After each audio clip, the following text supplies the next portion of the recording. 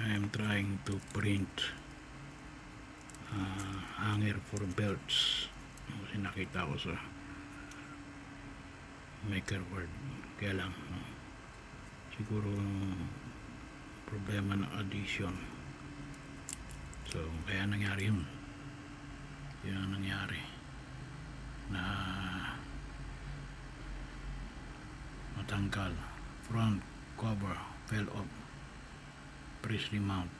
So gagawin natin ngayon ay resume. Hindi na pala dapat i-resume, dapat ito ay ay tapusin na ito. Itong ginagawa tool head front cover fell off, please recount.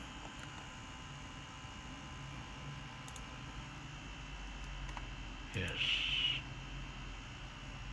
so